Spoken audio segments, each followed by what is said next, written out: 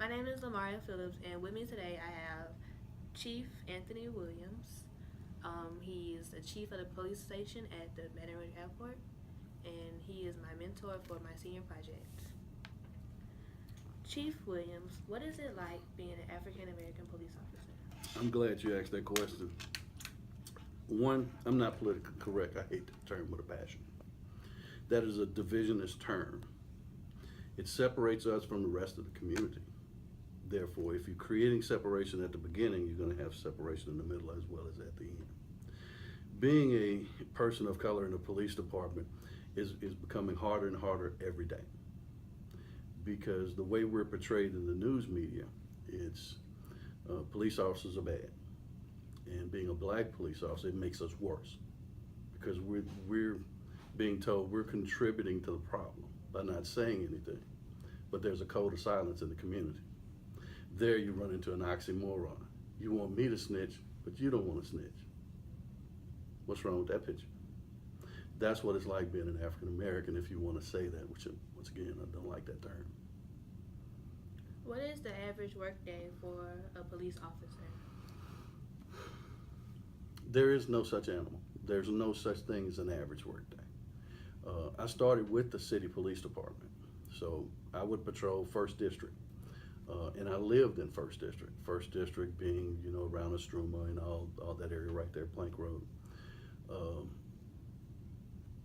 It was not good for me because I policed the area in which I lived. I'll say it one more time. I policed the area in which I lived. So I was always running into conflicts. So the average day for a police officer, it can go from just mild to everything just breaking loose. You never know what that next call is going to hold for you. How did you decide to become an officer? I've always been public service oriented.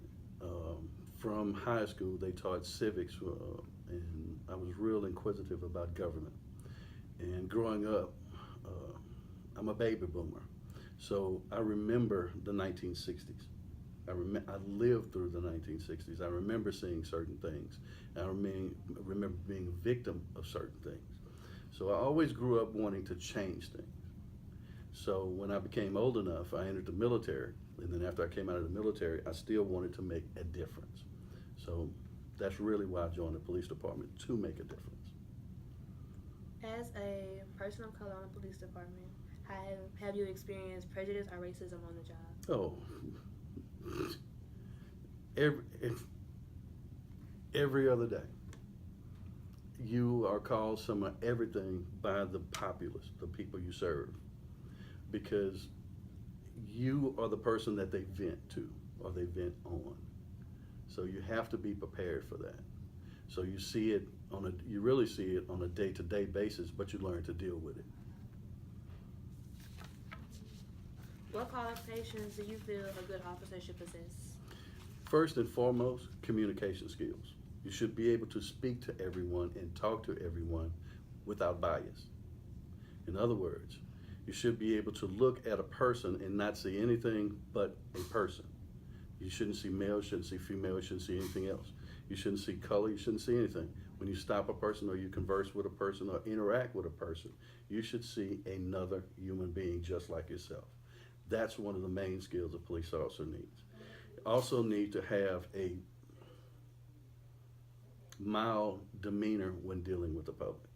You can't be overly aggressive, nor can you be authoritative when you come to an initial contact with a person. Can you define stop and frisk? Stop and frisk. In 2013, if I'm not mistaken, the U.S. District Court decided that stop and frisk was illegal unless the officer had more of a probable cause. What is done is pretty much what's called a Terry frisk, where if you're in a situation where your safety or the public's safety is at risk, you can do what's called, I can do a pat down for weapons. And it's not really a pat down, it's I'm just gonna take my hand. If there's a bulge there, something there that's obvious, I'm going to ask you if I can do this. What factors or decisions come into play when an officer decides to pull someone over? It has to be some type of violation. We don't believe in just pulling people over just to pull people over. Matter of fact, that is against the law.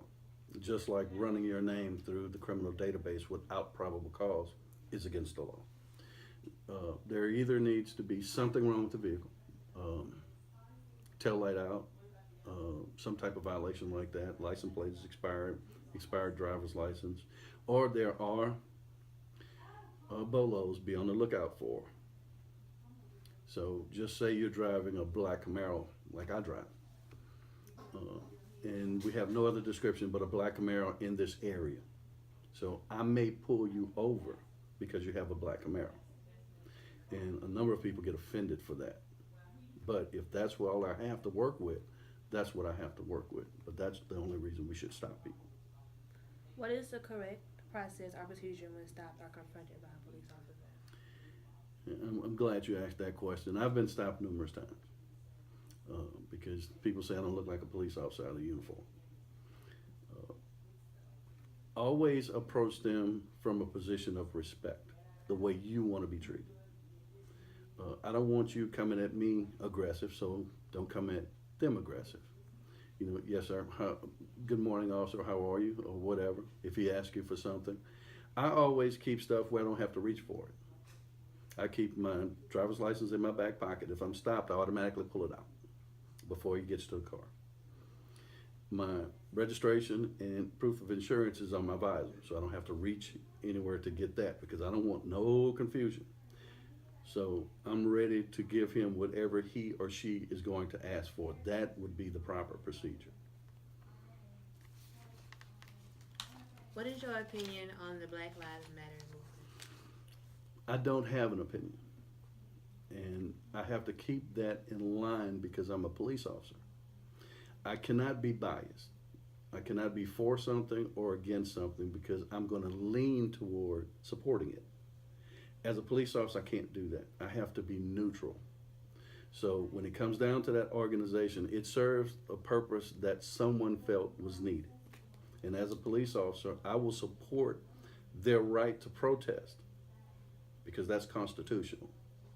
But that's the only opinion I have on it. How does being a police officer affect your family life? Very much. I've arrested people who still remember me. I've been walking with my family in the mall and someone says, "Hello, Officer Williams." I haven't been an officer in years. And then I'll look at them and it'll take me a second, then I'll remember that person. Remember, your family becomes just as much as a target as the police officer does. Because if they go after you, you may be with your family. There were recent protests in the city due to said police brutality. What is your view on police brutality? There again, we've seen some rough things in the news. And there's some things that I wish I could talk about with you, but when cases are still under litigation, they're still under investigation, we cannot speak to those things. But there again, people have a right to protest. That is their First Amendment right under the Constitution to protest. So as long as it's done peaceably, I don't see a problem with it at all. My final question is, do you feel that officers should patrol the neighborhood in which they live and why? Here's the dilemma. That question has been asked for years. I park a unit in my yard every day. So when people are mad with the police, they're mad at me. Even though I had nothing to do with that. Excuse me, turn the radio off.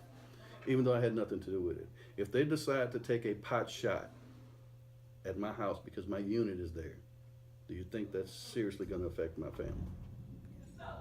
That's why that question has been put before people for years. We're told not to police our neighborhoods for that reason. That is every police policy because we know you're putting your family in imminent danger. We will call another officer. That's why we don't have to arrest our family members. We don't have to respond to our family's home. We don't have to respond to a friend's home. We always get someone else to do that.